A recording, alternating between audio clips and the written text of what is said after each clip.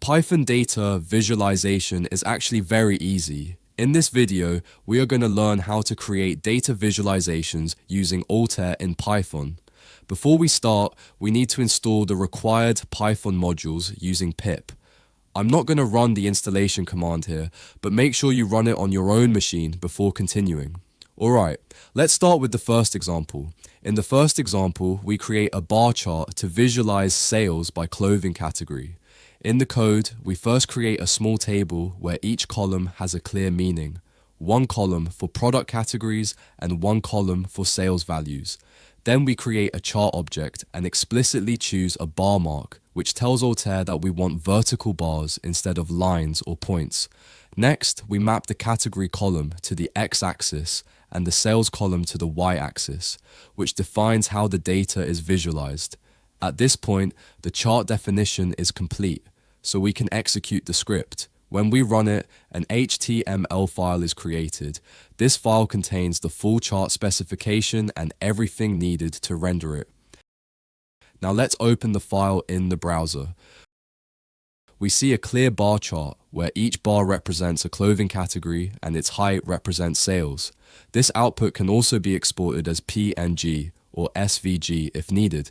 Great, let's move on to the second example.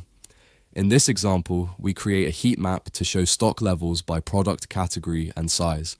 In the code, each row represents a specific combination of category and size, which is important for a heat map.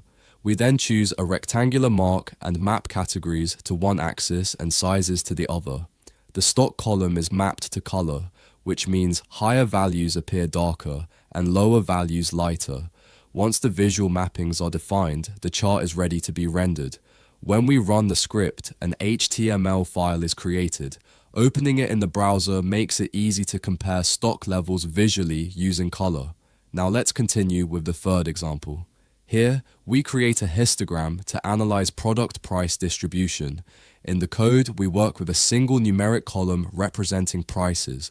We explicitly tell Altair to bin these values, which groups prices into ranges instead of showing every value individually. On the y-axis, we use a count operation, so Altair automatically calculates how many values fall into each bin. After defining these rules, we run the script and an HTML file is created. Opening it in the browser shows a histogram that summarizes how prices are distributed.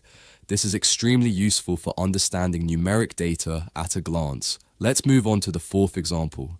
In this example, we create a line chart to visualize monthly sales trends. In the code, each row represents sales for a specific month. We choose a line mark, which connects data points in order and emphasizes change over time. We also explicitly map months to the x-axis and sales values to the y-axis.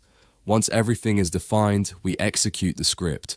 An HTML file is created, and opening it in the browser shows a clear upward and downward trend across months. Line charts like this are perfect for time-based data. Now let's go to the fifth example. Here, we build a scatter plot to compare product prices and sales performance. In the code, each row represents a product, and each point on the chart represents that product visually. Price is mapped to the x-axis, sales to the y-axis, and we add tooltips so additional information appears on hover. This makes the chart interactive and much more informative. After running the script, an HTML file is created. Opening it in the browser allows us to explore individual products by hovering over points. This is a common and powerful technique in exploratory data analysis. Let's continue with the sixth example. In this example, we create a stacked area chart to show category sales over time. In the code, the data is reshaped so that category names and sales values are stored in separate columns. This structure allows Altair to stack different categories automatically. We then use color encoding to visually separate each category. Once the chart definition is complete, we run the script. An HTML file is created, and opening it in the browser shows how total sales change while still showing individual category contributions. This is ideal for comparing proportions over time. Finally, let's move on to the seventh example. Here, we create a strip plot to visualize price distributions by category. In the code, each data point is represented as a small tick instead of a bar or point. Categories are mapped to one axis and prices to the other, which keeps the chart simple but informative. This is especially useful when you want to compare distributions without aggregation. After running the script, an HTML file is created. Opening it in the browser reveals a clean and minimal visualization. As with all previous examples, this output can also be exported as PNG or SVG. And that's it for this video. If you want to learn Python in more depth, I highly recommend checking out the courses section on this channel.